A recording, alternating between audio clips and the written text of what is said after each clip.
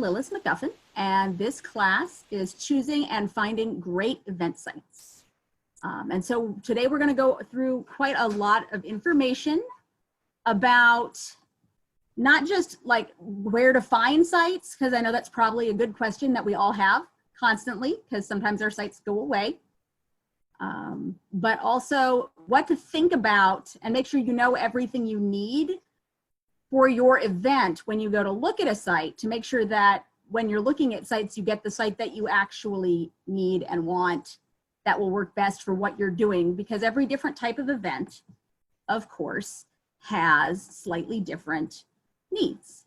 So I do have a little overview here of what we're going to cover. First, we're going to briefly go through what you need to think about. What type of event is it?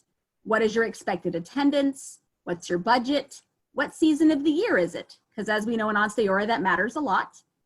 Will you be using food or cooking on site or alcohol on site? The sanitation and amenities available, parking, accessibility. Then we are going to actually look at where you can find potential sites and different types of venues that we have used in the past, kind of all over the kingdom, and some areas seem to use more than others, so there might be some here you have not considered. And then we will go over things to have with you when you go to look at an event site, and some other tips for making the best use out of that journey.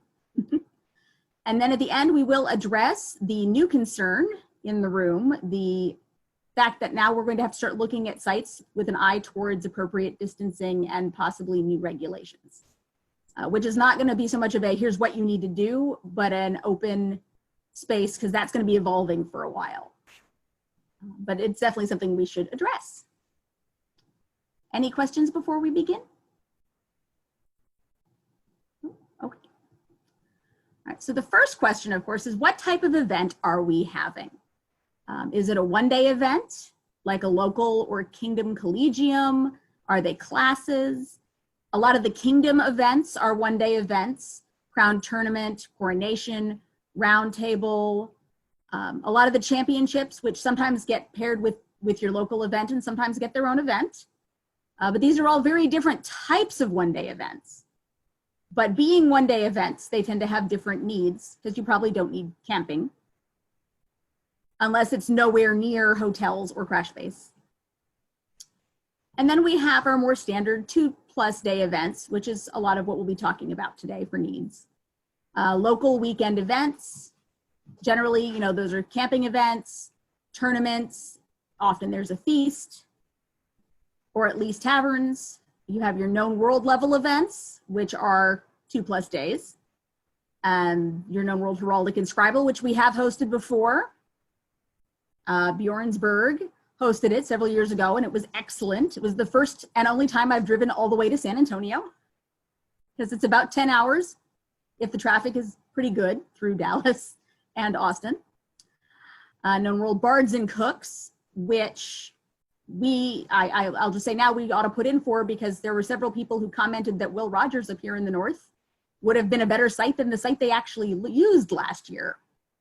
So there's a thought. But wars, special events, larger events, we're not necessarily talking about wars today, unless somebody wants to start one. But we have those, and then you have specialty events, you know, that are cooking heavy, or if they have equestrian, if you're going to need a lot of archery range space with the appropriate distancing for safety. Things just to keep in mind, because every event has a slightly different set of priorities. And then there are some things that every event needs. Are there any questions on this slide? No? Okay. What is your expected attendance? This is a big one. I have seen lots of beautiful events that were held at sites that were priced for a lot more people than actually showed up, and were much larger than what was actually needed for that event. Even if they were great sites, the group lost money. Because maybe it was a smaller niche event, like a heraldic and scribal symposium, and they hosted it at a lovely convention center on a weekend that overlapped another local off-calendar event, or that kind of thing.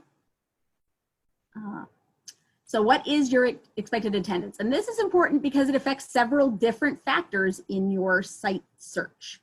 Your budget. Don't get an expensive site for a small event because you will not make money on the event. Food. What amount of room are you going to need to feed people? And is there enough dining space and a large enough kitchen space? If you're expecting attendance and it's a camping event, do you have the space for that? How, the reservation, the number of days, how's that going to work? And parking. Is there going to be enough parking for the number of people that you're planning for? Are all attendance related specific questions. So you should know. And sometimes if you're hosting an event, as long as it's not the first time that event has been held, you can look at the numbers for previous years that event has been held. And if it moves around the kingdom, you can look at how well it was attended in different regions and get an idea for the number that you should actually be expecting. You can get that information from the exchequers, who have all of the gate sheets and keep track of that information. So you don't have to go into this blind. It is very, very possible to go, especially if it's a local event, to go to your local exchequer and say, hi, how many people normally come to our event? And, get that information. Also keeping in mind, how much does it fluctuate based on crown attendance, whether they're making peers in court. Those kinds of things can cause an event to fluctuate a lot. The first time we had a nighting at a Moonshadow event, our general attendance went from 200 to 340. Now we generally average 300 to 340 at every event, but we've also had crown attendance every single year since we became a province. At least prince and princess attendance, but often the actual crown. That's going to consistently affect your attendance, especially if it's a local or regional event that doesn't necessarily always get that attention. So these are things to think about, but know your numbers. Very important. Are there any questions about attendance? Yes, if you're trying to come up with a new event, is there any way to even guess at your possible attendance? It is. And it's going to be, I would say it is a little bit of guesswork, but depending on the type of event you're looking at, you can look for information. Do you have an idea of what kind of new event in particular? Are you thinking of one specifically that you have an idea for? Not really. It's just that in my barony, everything's way over there, like 30, 40 miles away, and like 2, 3, 4 miles from where I live, there's a bunch of farms, half of which are not being planted in anything in any given year. So it's like, well, there's all this space. Why can't I use it? Need a new event. Well, and or as you can convince groups to use the site. If you're starting a new event, I mean, probably the first year is going to be relatively small unless you do a lot of advertising and have something really unique. Like cool types of, fighting games that no one's ever done before. I'm thinking of the first year we did provincial games up in Moonshadow, which was, kind of a war college pre-Gulf Wars, but it was just fighting, it was fighting games, and then inside was just bring your projects and do whatever you want, for the people who weren't fighting but who came with the fighters, and it's evolved. And I'd have to look up the exact numbers, but it's consistently remained a smaller event, but not a really small event. The smallest events that I've been to, just to give you some numbers, have been between 30 to 50 people. So it's possible to get a really small number. And the larger ones for some of those niche events, I have seen 200 to 250 people. So it just kind of depends on what you're doing and how many people it's going to appeal to. And if it's not overlapping another major event or activity that people want to go to. And that could be a mundane issue as much as an SCA event issue. I mean, I wouldn't recommend having an event during Gulf Wars, because probably it's just going to be a pity party, but which could still be fun as a little mini event, but it's not going to get you a lot of people. Yes. Yeah. So, what is let's say that you intentionally wanted to have a small event. Are you allowed to say, are you allowed to say, okay, we're only have capacity for X number of people? So I say this because I have some sites and some events that I want to do that are going to be the site that I really want to use, which is relatively like $300 a day, not bad at all. Mm-hmm. But that site can only handle 80 people. So are there any rules to as far as, can you limit the attendance? I have never seen a rule that states whether you can or cannot.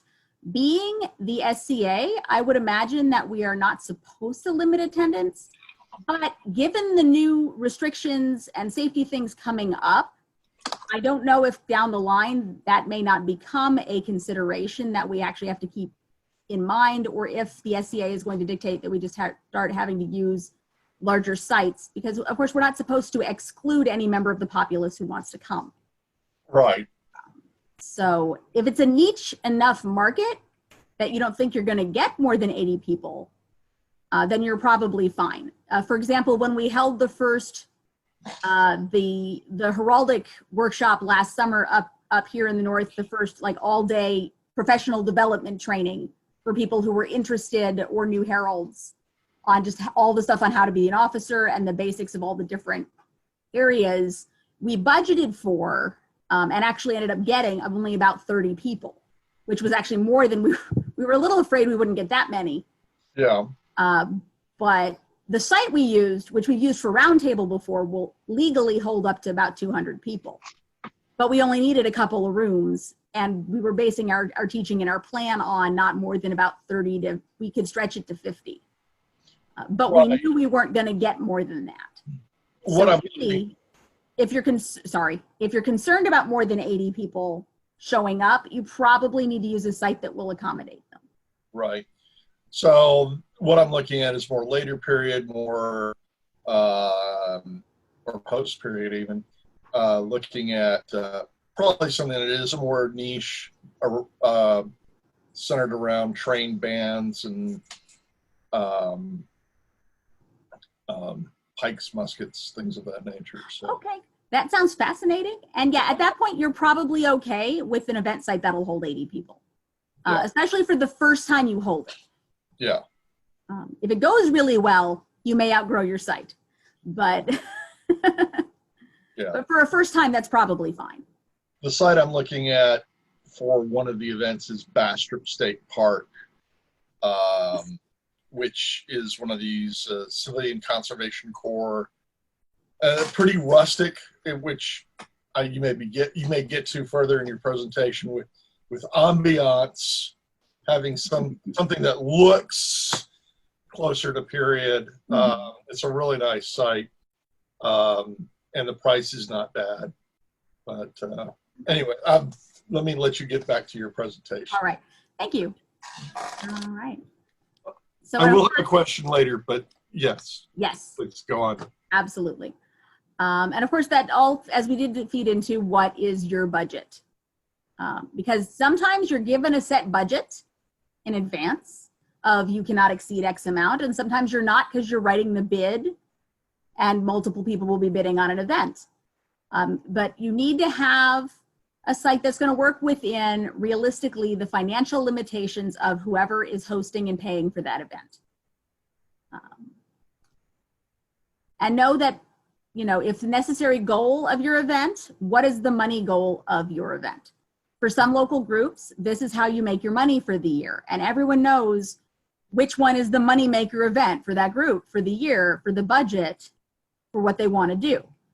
Whether that's, more projects, whether it's pavilions, whether it's a new list field, whether it's getting people to Gulf Wars, whatever that is, comes out of those events. So most of the time, an event is looking to make a profit of some kind. Sometimes it's looking to break even, and break even is fine, depending on the event. And every so rarely often do you ever get the approval and permission to lose money. A couple of times I've seen groups be like, we had a great few years, we have way more money than we need, we're throwing a free event. No site fees, no fees fee. Everybody come and have a great time. And they've done that because they already had the money to spend, since we're a nonprofit. They're like, oh, we have plenty, let's use it. It's not often, it's not common, but you have to stay within the budget and know what you're looking at, and again, how much you're likely to be bringing in, if any, and count that in your budgeting. Do not go for a big convention center if you're maybe gonna have 200 people.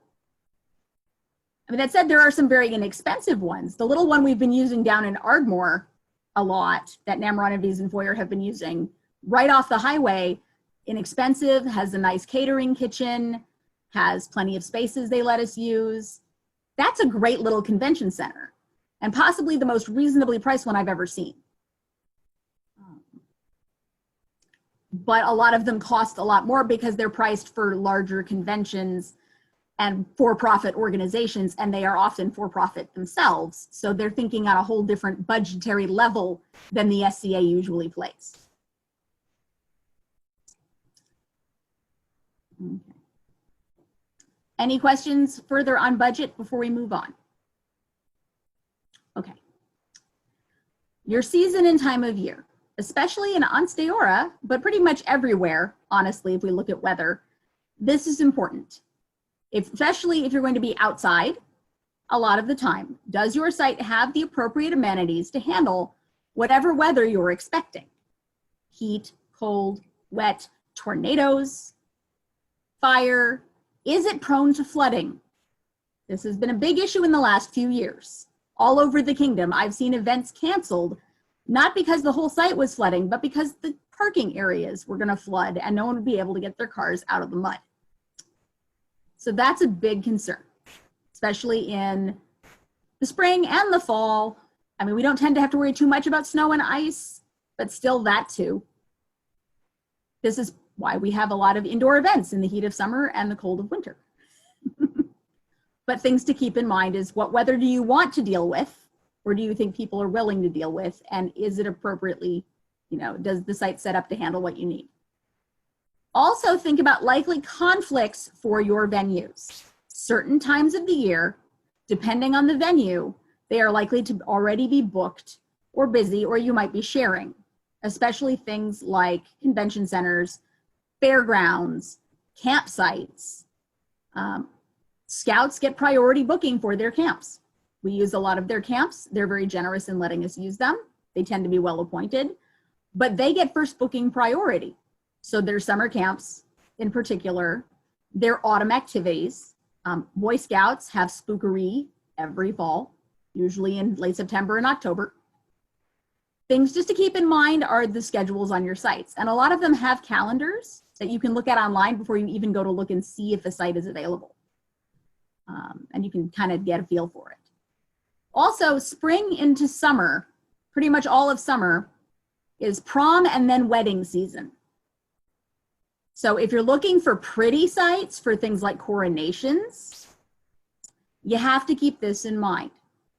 We ran into this when I was autocrating a coronation several years ago, where we came down to the limits of basically have it at a campsite or one other option.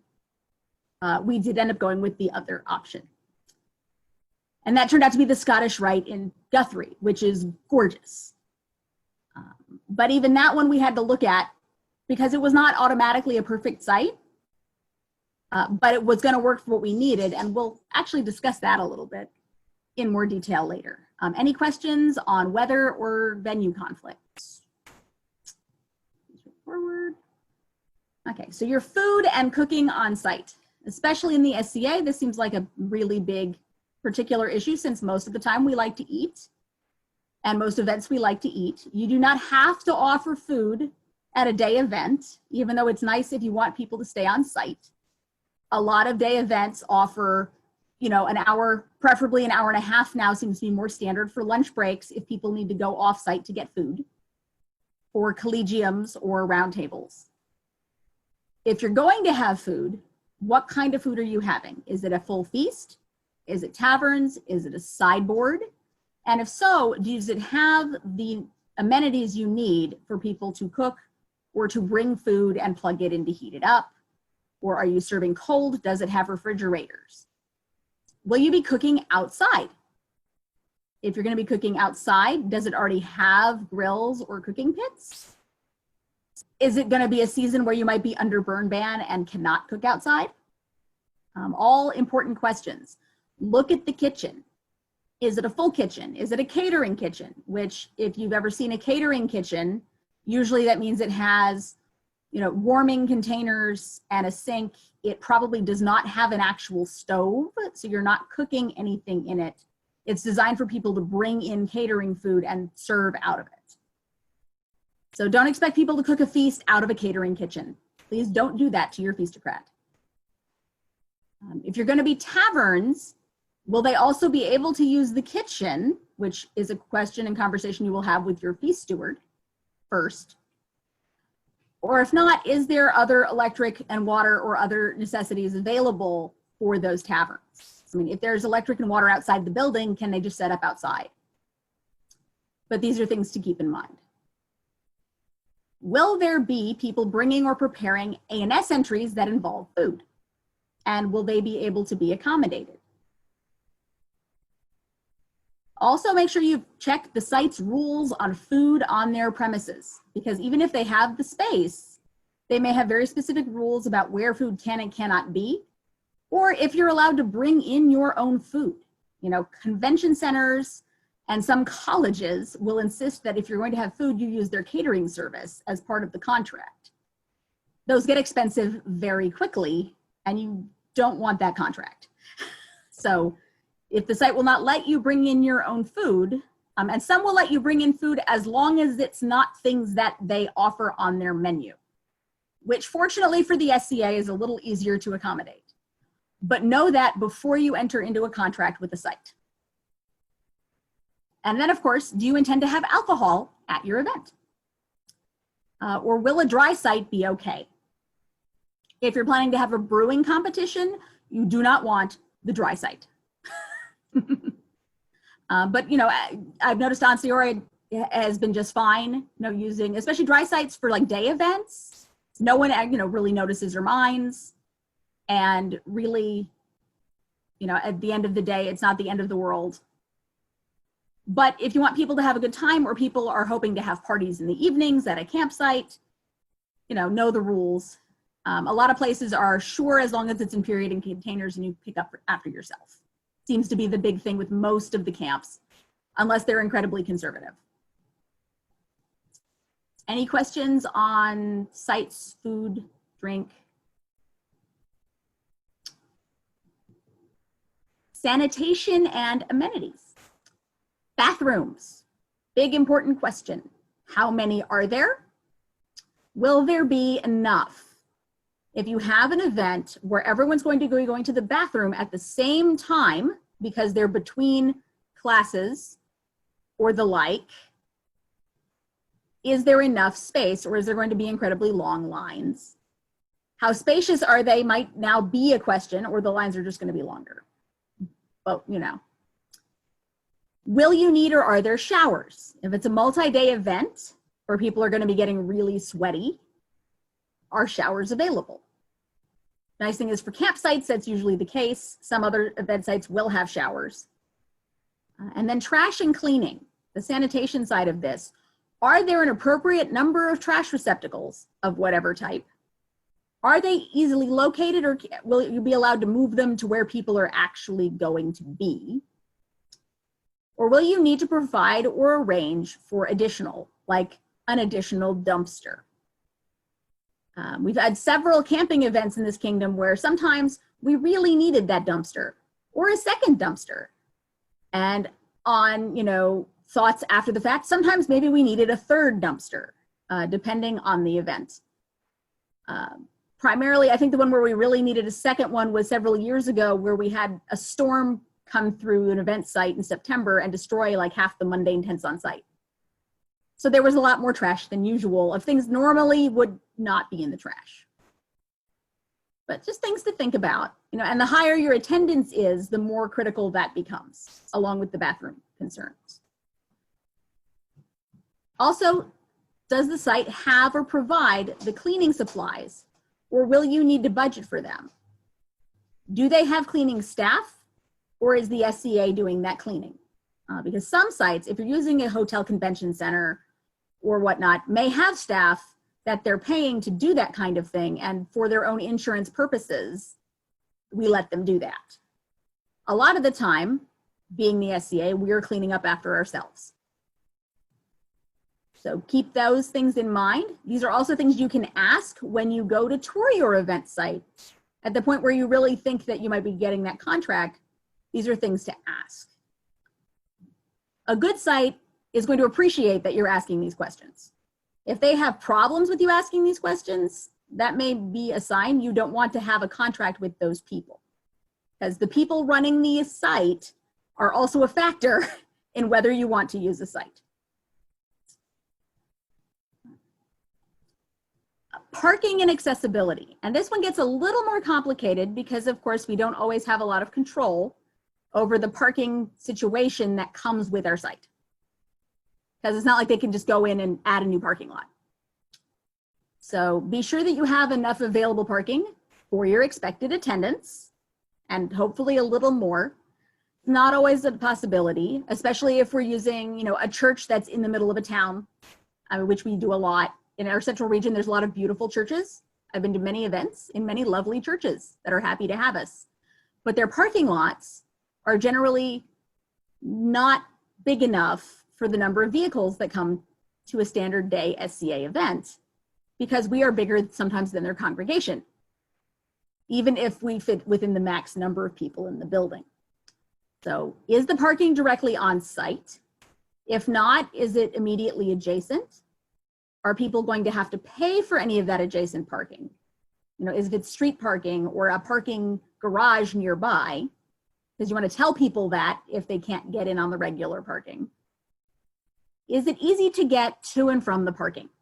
If not, can you provide mobility for those who have trouble walking those distances, either physically or because it's a major event where they're bringing, you know, their entire A&S display and have, you know, just carts and carts of things they need to bring in? Or is there a place where they can pull up and drop that off before they go park? Parking is really, really important to a smoothly running event. What is your parking surface? Is it a nice paved lot? Is it a gravel drive? Is it a grassy field that you need to ask if it floods on rainy days? Know what you're asking people to park in. And then the ever important muddy field question: if people get bogged down in the mud in the parking area, does the site have a way to get them out? Because some places do, and some don't. So if you don't want people picking up and moving cars by hand, which the SCA has done, all hail the Brute Squad, then make sure that that is something you've addressed in advance. Because guarantee you, at the last possible moment, you're gonna have rain and someone's gonna get stuck in the mud. Sometimes an RV is gonna get stuck in the mud across the only road out of camp, and you're gonna need to get it moved quickly. And it's wonderful when the camp owner has really big, heavy mover equipment and can pull stuff for you, because you don't want to have to pay for that. But those are also big issues. Is the site ADA compliant on that subject of accessibility? How accessible are your doorways, your restrooms, and any of the areas you're going to ask people to go to? What will or can you do to improve those situations if need be? Because there are some things we can do to make that better, and there are some things we can't, like turning stairs into ramps at the last minute. So since we need to use ADA compliant sites, checking that out in advance, seeing what the options are. Are there any questions at this point? Yes, I have questions. Go for it. Kind of related to parking, kind of not. Again, the Bastrop State Park site that I'm looking at, Mhm. it's not that you're paying for parking, but there's a per car fee, and then when you go to the park, you have to pay a fee to get into the park. I've heard that there may be issues related to that, or that might not be allowed, or you couldn't use that kind of site, or what? Do you know anything about that? I don't know if there's a rule against them. I know you would have to include that in the listed parts of the site fees because cars would be paying to get onto site, which is separate from paying the SCA. Right. We have actually used sites that have done that before for Namron and these employer events. So I don't think it's against the rules. Okay. I'd heard from somebody that it might be, but there's a lot of tribal knowledge out there, so Right. some people hear things and take it to heart. And maybe that was true 10 years ago or not, or so, yeah. It's probably more of it limits the number of people who can afford to attend the event, so we try not to use them kind of rule, as opposed to a legal written in the rules kind of rule. Right.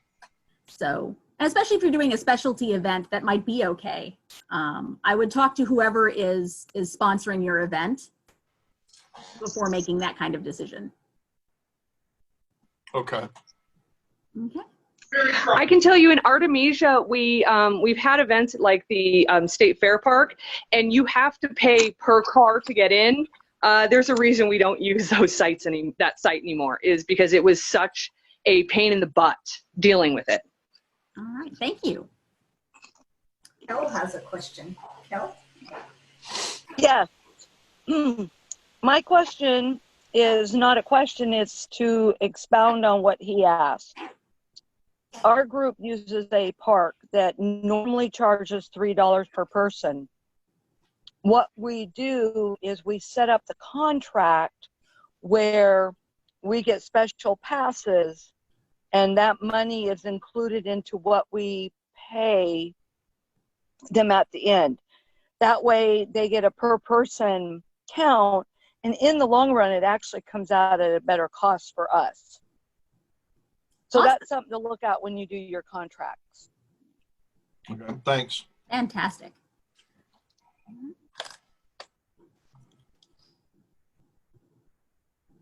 So now we're going to take a look at places people look for potential sites and some of their pros and some of what I'm calling considerations as opposed to cons in the negative, just because they're not necessarily cons depending on what you need the site for and when you're using it.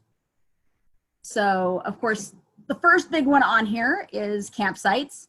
Boy Scout, Girl Scout, campfire, church camps. I've seen them all used. If there are other private available camp options, and parks often have campsites, but we've got some other discussion on parks in here. The pros, of course, being there's almost always plenty of camping space. They tend to have larger bathroom buildings and outdoor spaces. Outdoor spaces are going to be a big thing, especially in the near future as we move into the new normal for eventing. Usually camps have kitchens because they feed people. And usually they have bigger, nicer kitchens if you're wanting to do full feasts. And typically the pricing is reasonable for large groups because they're almost entirely rented out by large groups. So campsites, and they usually need the money. So they're usually really willing to work with groups who want to come in and rent their space. Considerations, of course, will be they usually don't have or have very limited spaces for heat or air conditioning. The parking may not be paved. Now that may not be a problem. It may be a raised gravel parking lot, but it might not be. And the distance from towns may be larger. So if it's going to be an issue that it's not near hotels or a Walmart or places or a fire department or a hospital, just remember you might be, I say might be, because sometimes they're very close to a town, might be a little further out.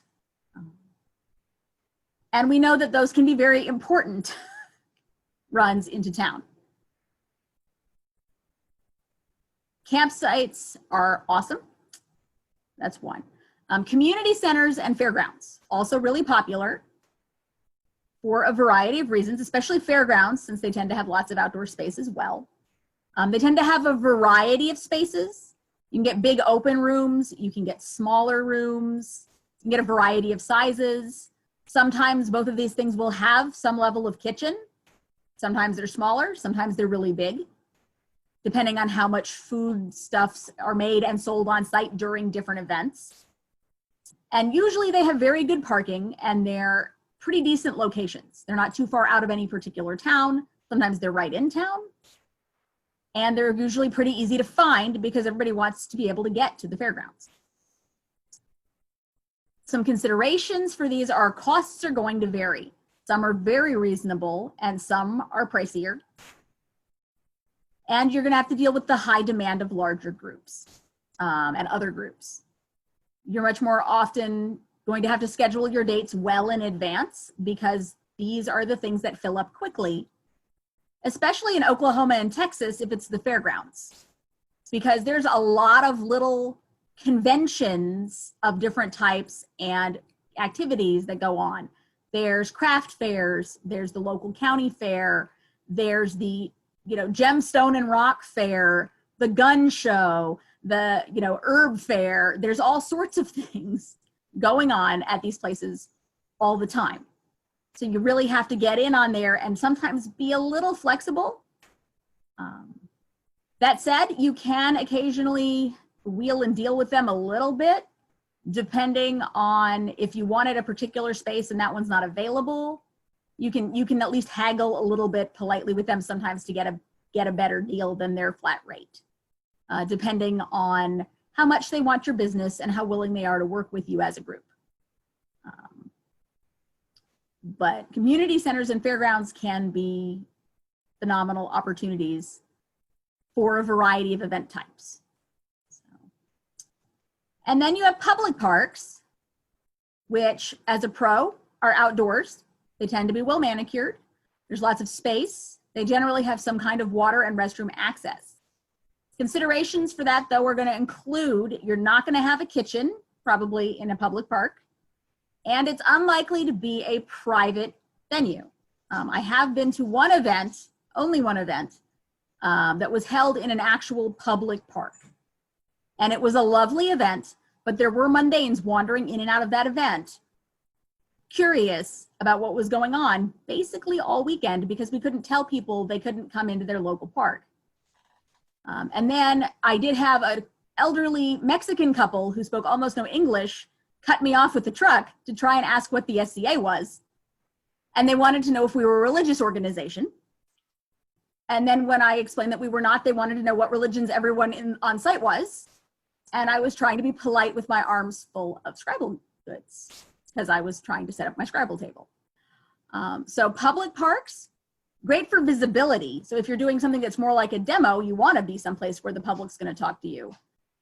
If it's a paid event, you're just going to have mundanes wandering in and out of sight. Yeah, we had a Wiesenfeuer baronial planned at a public park, and I was concerned because we were going to have security at night to, man the park and make sure people weren't coming in and, going through people's tents and stuff. Because, yeah, anybody can come on and off. So that definitely is a concern. Yeah. So related to that, because I've actually rented Waterloo Park in Austin a couple of times. Once I was running a small Renaissance fair called Cavalier Days, and another time for a 17th century living history event that was only about 10 people. Aside from the rent not being cheap, there are permitting things that you have to deal with. There's insurance things that you have to deal with. Somebody mentioned security, depending upon the size of your event, security, and sometimes you have to set up fence line, especially if there's alcohol being served, you have to set up a fence line. So there's there can be a lot of hoops to go through with that. With A parks, lot of public parks don't allow alcohol either. Yeah. I think in Oklahoma they don't. Yeah, in Austin they did, but again, you had to like set up chain link fence around your perimeter, and there were companies that were, you know, happy to charge you a fee to do that.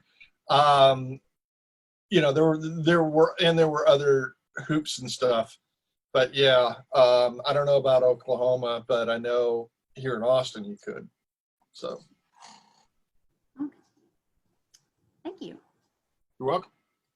So some other ones here, and we're going to get into some of those loops again here in a minute, because our next topics are churches and college, universities, and VOTEX. So churches, of course, which we've used a lot, are a great court space. Often they're great for kitchens. They're great for collegiums because they tend to have a lot of little rooms where we can put people for meetings and classes. They are generally in the community and very accessible. They generally have HVAC, water, bathrooms, and decent parking, even if it's a little small. So they're great for one-day events. And your only considerations primarily there are going to be things we've kind of talked about. Is there enough parking? The costs can vary. Often churches are very reasonable because a lot of them have community outreach as part of their program and part of their, you know, what they're doing. And so they're very reasonable. They are often dry sites, so just things to keep in mind. And they, again, may have rules about food in certain areas, like, you know, no food in the sanctuary. Don't drink things that stain in your sanctuary, where you can eat, where you can do things. And colleges and universities and VOTEX are also great for a lot of things, but also, as was mentioned earlier, often have more hoops to jump through because they have a lot of rules. So the pros, of course, lots of classrooms, lots of meeting spaces, HVAC in your buildings, pretty big bathrooms because they're used to students, easily cleanable bathrooms because they're used to students, great parking lots. There's lots of parking. Sometimes it's by your building and sometimes it's not, depending on the college campus. So keep in mind, you may be steering people to where to park and where to walk to, depending on the campus. And a lot of them do have good outdoor spaces around their buildings. So you might be able, if you ask first, if you're allowed to drop stakes on their beautiful manicured lawns, or if you can set up a list field, since often those don't have stakes, and do outdoor fighting. Now you're probably going to see students, but that's, you know, if you're outside, because that's not going to be a privately rented space, but it becomes a nice little demo opportunity. Considerations are going to be that costs vary.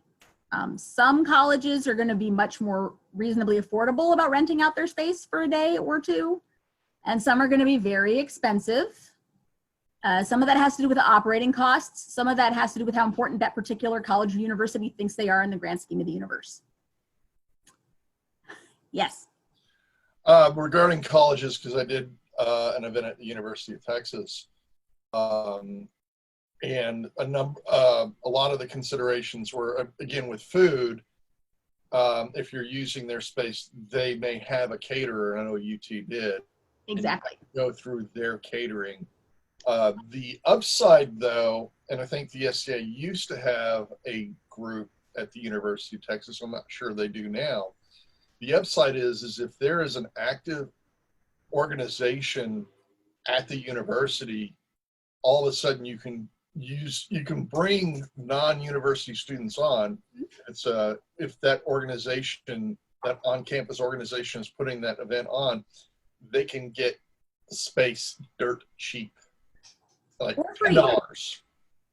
Or free. OSU, we're in Stillwater, so Moonshadow uses the medieval studies group on campus is basically the like student SEA group. And we've used that for years to be able to do our demos at all on campus because you have to do it through a student group or you can't do a demo on campus. Correct. Or use the buildings. So we've hosted King's College on campus. We've done demos on campus, a variety of things exactly that way. It's a great resource if you have a college in your town to get in good with at least one student group, or create one if there isn't one on campus. And yeah, the food thing is definitely a thing. OSU also has exorbitant expectations on using their food and their catering service for any activities you want to do on their campus involving food. So, you know, and that is on here. So campus catering. Also, availability depends on what the student groups are doing. So you have, because they're always going to get priority. So depending on the semester scheduling and the school's use of the space, they're not always available on the dates that we want or need them. They sometimes are, they're sometimes not. But they can all be great resources, especially for indoor spaces. And yes, if you can get in with a student group, they become very affordable. See some people nodding going, we have a college, we should do more with our college. Moon Shadow's sort of lucky. The entire group grew out of college students in the 1970s. So we've always had that tie to campus. And it's, you know, half people in Stillwater work there, so. All right, thank you. Okay. Convention centers, which we've touched on, lots of space and more space and different types of spaces, HVAC, parking. They're often attached to or near hotels for people who don't want a day trip that far if they're coming from further away. So that's always good. Some considerations is typically the costs are higher for the reasons we've kind of discussed, since they're for profit and that's what they're there for, and their operating costs are much higher than some sites that we use. Not always, but sometimes. There may not be free parking. Fortunately, a lot of the smaller convention centers tend to have free parking. Bigger ones in cities generally have like required valet, or their garages are only paid. So depending on the event you're doing, that's something to keep in mind. That said, it is acceptable to have that kind of thing in the budget if you're doing a known world event. Because for known world events, people are expected to be flying in and hoteling. Because a lot of people are coming in from out of kingdom. The hotel that they used down in Bjornsburg for Known World Heraldic and Scribal was excellent. It had great parking, and we were in hotel rooms for that event. Unless you wanted to try and find crash space for that many people in an SCA group. But access to airports actually becomes a thing if you're doing a known world event. So convention centers are great for big things. But again, food in the contract, that's going to vary. Some convention centers insist that you use their catering if you're going to have any food at all. Some are okay with you bringing in food that they don't offer. If it's not on their menu, you can have it. I've worked with this a lot. Ivo and I and Liliana all used to be part of a team running an anime convention in Oklahoma City for over a decade. We worked with a few different convention centers, and they all have different rules in those contracts. And some of them are flexible and some of them are not. It's one of the reasons SCA does not use them a lot, is because they do function at a much higher payment bracket than we do. It's why people expect to pay, you know, $40 or $50, $60 for a weekend ticket to a convention. But if you offer that for an SAA event, no one's showing up. Unless it's Gulf Wars, you know. So that comes into mind with budgeting. Because usually we don't want to use their food because we are providing our own food, our period food. That said, sometimes if you just need a basic sideboard for an event and they're offering you a reasonable price and no one has to cook, it might be worth considering. It's like, hey, they'll just bring us food. Why not? Masonic temples. As I mentioned earlier, though I've been to events at 2 different Masonic temples in the last, few years, there was a lovely coronation down in Fort Worth a few years ago in a Masonic temple. And they're beautiful. They have a lot of ambiance. They're incredibly fancy inside. And while they're technically usually a little post-period in style, they look like really late period, gorgeous. They have the fancy couches and the beautiful, buttressing in the buildings, and they're lovely. And everyone gets to show up and take beautiful, portraits of themselves in their period clothes in lovely settings. There's a lot of ambiance. There's typically a kitchen and a dining space and nice sitting areas. The amount of land around the building varies.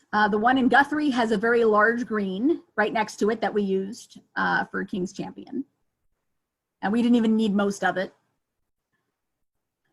But again, this is going to vary. The cost is typically higher than typical event costs. The ones that I know we have used in Kingdom, the one up north, we had several members of the populace who are members at that particular temple and are members of who are in the Masons. So we got a nice Friends of the Masons discount to use that site for one day. It was still $1,500 to use that site for one day. Now, we had enough people show up, we actually made money on that event, but it was much more expensive, even with and that was with the discount. And they had a lot of rules. There were, because they have very expensive flooring. There are rooms you generally can't go in because the furniture is worth more than my life. And areas that are private and only members go into. That said, they were very willing to work with us. They were very happy to have us. They were wonderfully polite. Anything that we needed, they had. They were very generous, actually, with the space. And some of the spaces they gave us access to. And they have beautiful stages with backdrops and because they do theatrical productions. And so, we have the best setup for court ever. And so they're wonderful, but they're also older buildings. So make sure your building is meeting FDA codes and wasn't, grandfathered into things. For safety, is it ADA compliant? And what are the rules on that? One of the ones we've been to was lovely. It even had an elevator. It was an old and slow elevator, but it had it. But the person who was in charge of not the event, but the person on site who belonged to the Masons, whoever was in charge of the building, didn't want us using the staircase. I'm trying to remember the reason. I think it might have been some of the private rooms had doors off the stairs and they didn't want us on the stairs. But we had 150 people on site and one elevator, and the room we were having court in was on like the 3rd floor. So that was not gonna work. And somebody finally had to have a conversation with them and say, you also realize that you can't keep us off the stairs because if there's a fire, no one's getting in the elevator. For safety reasons, we have to have access to the stairs. Conversations to have with people. It's like, so what are your rules? What are we going to be allowed to do? And make sure that they comply with actual common sense and safety necessity. The building did not burn down, but if there had been an emergency, we had to be able to get down. And maybe having court on the 3rd floor was not the smartest plan, but it was a really gorgeous building. So, it was a really fabulous building. And temples, and then sometimes, kitchens.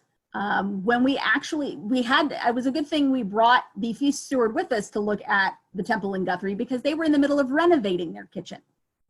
So while it was huge and fabulous, it currently did not have the stoves hooked up and a couple of other things. Fortunately, Elizabeth de Calais was doing that feast, and she's really flexible and wonderful and was like, oh, I can totally work with this. We're fine. Because it was that or we were camping for coronation at that point for finding sites. So those are the pros and considerations of temples. Specifically, because they are a little different in their own way. Libraries. Libraries, depending on what level of library you have locally, can be an event site option. Sometimes they have multiple rooms if they're used to hosting lots of activities. They're going to have restrooms and access to water. They're going to have air conditioning and heat. They're going to have nice parking lots. And sometimes they have nonprofit discounts, which is lovely. Considerations, they're probably not going to have a kitchen unless they happen to offer cooking classes, which I've never seen in a library. Ours does not have a kitchen. Even though it has its own little tiny library convention center. Pricing and availability are a thing. Sometimes they have group pricing for renting out the whole space that's reasonable. Sometimes it's a little pricier than the SCA tends to go. Do they have limited times on availability? Because every so often you run into a weird, quirky little rule, like our local library has a nonprofit room. So if you want to have a meeting in there, you can, but it has a time limit of 4 hours, and you can't book it twice in a row to get 8 because they don't want people hogging the room. So while we've used it for officers' meetings, like the school that I teach for online was trying to find a place to have state testing, which is not timed. And that room was perfectly sized, but not going to work because we couldn't guarantee we'd be out of there in time. So time considerations. Sometimes they have some weird, quirky little rules that make perfect sense, but don't work for what we need. But libraries can be really awesome and generally love to work with the community. And if you've ever noticed how much they like to do medieval as a summer reading theme, tend to really like us, especially if we volunteer to do some stuff for them. They tend to be very good about reciprocating things. So don't be afraid to haggle or offer the uses of the SCA and our abilities in getting in good with event sites and building a relationship with a site. Because really a lot of this comes down to building relationships with the sites that you use. If you have a great relationship with your site, then it's awesome. It doesn't matter how great the site is if you have a bad relationship with the people who run it. Any questions on types of sites? That is not an all-inclusive list of everything. It's just the ones that I have seen used the most often. I'm sure there are plenty of other random, weird, maybe museums rent out spaces. I've never tried to rent out a museum, but sometimes you have to get creative. Some things to have with you when you go to look at a site, and just some general other tips. They all kind of got lumped in here at the end, even though we've touched on them a little bit, some of them. Have your local group or the SCA's appropriate tax ID information. A lot of places will have educational nonprofit discounts or be tax-free. So have, since the SCA is a 501c3, that information. It never hurts to ask. I mean, they might say, no, we don't do that. That's fine. But it never hurts to ask if you can get a discount on your site. Find out if deposits are refundable before you enter into a contract. Because if you have to cancel your event site for rain or storm or pandemic, you want to get that money back, or at least part of it back. And for a while, that's going to be one of those questions where you really want to know what that's going to do, because we're probably going to have a period here where we start trying to book things as things are opening and then not always being able to have them. So that's a good thing to think about. When talking to a potential new site for the first time, see how agreeable they are to working with the SCA. Feel them out. How do they feel about this kind of organization, the medieval thing, what we do? How flexible are they willing to be?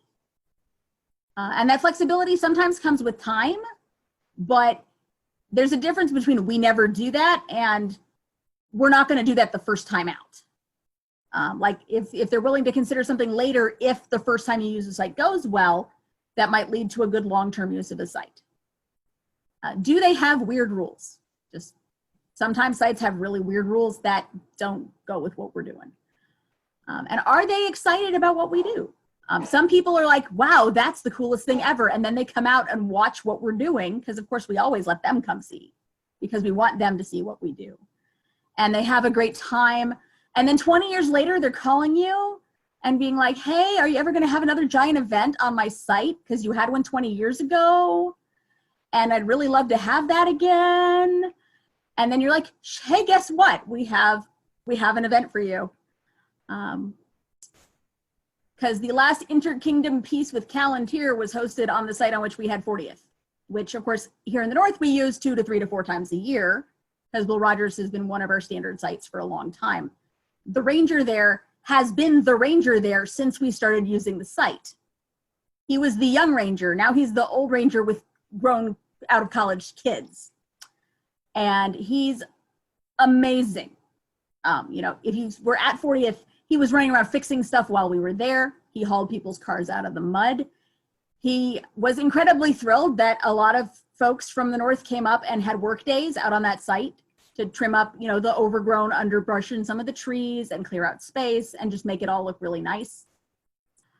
And that's a great example of a built relationship that you can get with your site. We were like, hey, do you mind if we come chop down some of your trees? He's like, please come chop down my trees. Because he has that site, we normally use a very tiny portion of that site. And our kingdom has some large sites we use. I haven't gotten to go far enough south, but I'm told that like Border March has a wonderful huge site where they have War of the Rams every year. Up here we have Will Rogers, which is actually land-wise about the size of Gulf Wars. We just don't use a large portion of it because it's, out there campsites and dirt roads and drop toilets because it's a scout camp. But the view from the river, if you hike out to the river, is stunning. But having that flexibility and the willingness to work with people is really, really useful.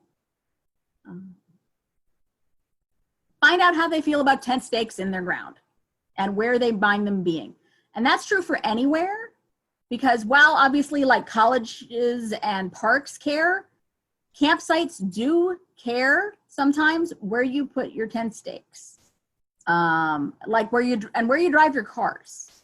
For example, Will Rogers has that rule. Roger has a rule: no one drives across his parade ground unless the ground is hard and dry. There will be no car tires across his beautifully manicured parade ground that he has spent 20 years perfecting. He doesn't mind us setting our list fields up there because we do it so occasionally that we don't tear up the ground, and our tents. But no one drives across his parade ground. Real quick on the tent stakes, I can say that Lockhart and Bastrop State Park, and I think most state parks around their group facilities, will not allow for tent stakes. There you go. Okay, thank you. Sure. So yeah, and it's just one of those things where you just ask, even if it seems like it would be obvious because it's a camping space, just be like, where should we not let people stick things in your ground? Take someone to look, if you can, take someone with you to look at sites who has done site searches before. If you've done them before, awesome. But the more people who go to look at a site, the more eyes on, the more questions asked, the better idea is going to be if you really want that site or not, because everyone is going to notice different things, including just different things that you're told or not told when you're talking to the people who, are making that deal. Relevant persons, feastocrat. If it's a crown tournament, ideally, if it's crown or coronation in particular, take a royal, take the incoming royal, because it's their coronation. And now some of them may be like, I don't care, I trust you, let it be pretty. Some of them want to pick the site themselves, and you may be following them to 20 or 30 sites over the course of a couple of months because you've, put in the bid and you're autocrating, but, as the short length of time we've had to put those in, sometimes we haven't nailed down a site.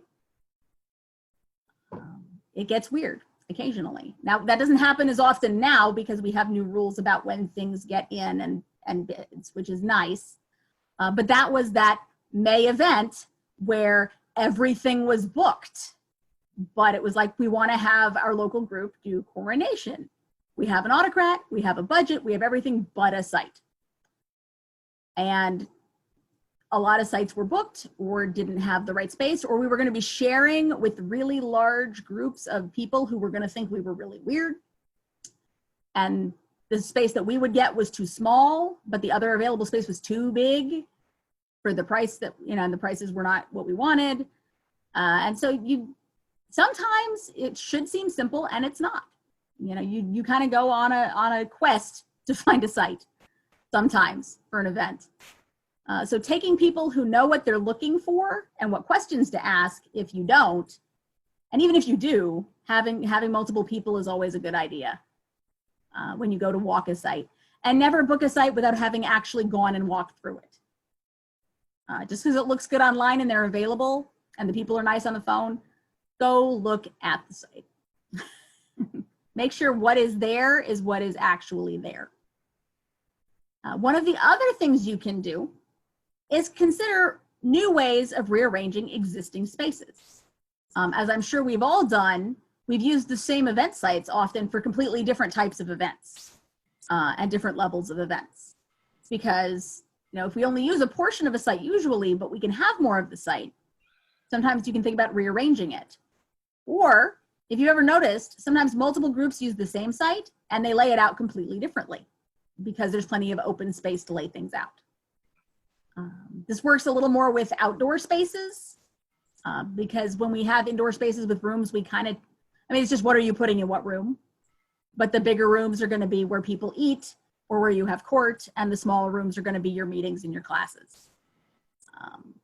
But bigger sites, when you have a lot of land, depending on how much you can convince people to walk, which is really the question, can be arranged in different ways. Are there any questions about any of that or things people would like to add? Because I know there are plenty of people here who have worked with sites. Yes. Regarding, you mentioned walking, sitting is also an issue. I remember when I was running Cavalier Days, someone pointed out to me, you know, if you have more places to sit, people tend to stick around longer, and because they've stuck around longer, they perceive that the event had a higher value just because they spent more time there. Now, whether or not they actually did more or got more out of it, just their being there, they felt that they got better value out of their event. That is an excellent point. Also a thing to ask about, do they have the tables and chairs that you need for your event? Often if it's an indoor site, that's a little easier to get a hold of. Though if it's a convention center, they're going to charge you by the table and by the chairs. So not all of those come with the site. Campsites, they tend to be included, but they may have a limited number depending on how many people you're expecting. For most event sites, if you're not bringing more people than they normally feed in the dining hall, they probably have enough tables or benches and chairs. If you're running an event that is 4 to 5 times the number of people who normally eat in their dining hall, you're probably going to need to borrow from other groups some more tables and chairs.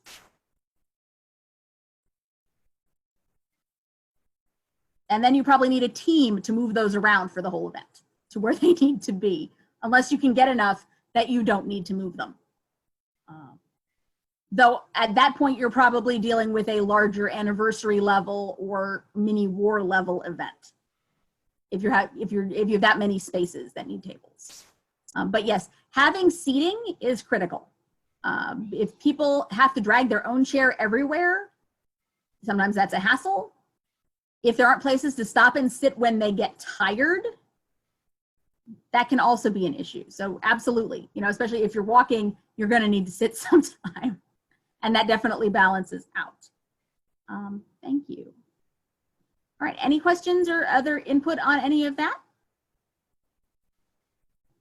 Okay. Just the last thing on here then, which is more of a touch on because we don't know what this is going to look like yet, is the new concern that adds to all of this a little bit, which is appropriate distancing and the relevant considerations. I know as the SCA, we've always tried to be pretty good about our sites being clean, about not overcrowding people.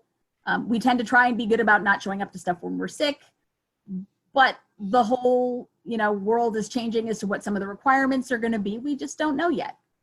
But things to keep in mind, at least right now in particular, since we don't know what those regulations are, and they're going to vary by state, possibly right now by town or county, depending.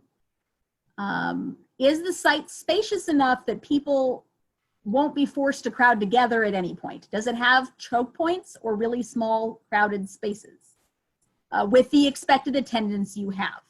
Obviously, if you're expecting 30 or 40 people and you have a fairly large space, you're probably fine. Are there places people can just get apart from each other? Can they go outside? If it's outside, is there room for people to spread out and just keep their distance? Does the site have restrooms that are easy to clean, easy to access? Do they have the cleaning supplies? Do you need them? Comes up again here.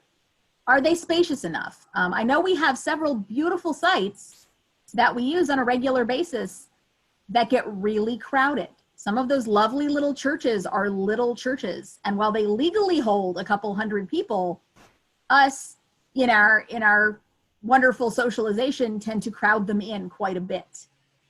And that's probably not going to be okay in the immediate future. At some point it will be again, probably, hopefully. But there are things to keep in mind there. Do we need to start providing more soap, tissues, hand sanitizer? These are never bad things to have in your event budget and should provide anyway, because no one likes the flu or any other sniffle or event crud any more than we like anything else. So, maybe we just plan to cut all of those down while we're at it. I think Kel had a question. Kel? Yes? You were talking about sites, and I know you touched on equestrian, but that's near and dear to my heart. Mm-hmm. In picking sites, you also want to talk to them about if there's a cost, if there is a local on-call vet, and whether or not they allow you to walk on the grass, or do you have to stay on pavement, or if you're not allowed on pavement. There's a few sites that are really good that we've been able to use, but that's just something to keep in mind when you're doing equestrians, because not all counties, county parks or city parks will allow equestrians to be anywhere but on grass. But then again, they want you to go behind and fill in the holes if the ground's a little soft. We've had that happen before. So these are just extra things that I thought about when you were talking about places. Like I said, there's not that many equestrian events anymore. We have, we have the Will Rogers site, we have our site for Rosenfeld, and then we have BAM and Livingston. Those are the only ones that I know of right now that we haven't had a problem with. Okay. But security is an issue. If you're camping, is there a place for the horses to either be high tide, trees, shade, water, those kind of things. Just throwing it out there. No, absolutely. And for anybody who didn't get to attend it, Cal did teach a wonderful course entirely on how to have equestrian at events and equestrian friendly events. So if you have questions about that specifically, she is definitely the person you should talk to, because there's just an hour on that alone. This one is much more of a general overview than that. But a lot of these events, you could talk about each type for much longer. Thank you. All right. Well, that is what I had for this evening. So hopefully that was informative and everyone feels a little more confident in going out and finding sites. You're welcome. Thank you all so much for coming. I really appreciate it. Yes. Thanks for the class. So much, Lillias. You're welcome. Everybody have a good night. All right, you too. Good night. All right. Good night, and thank you very much. You're welcome.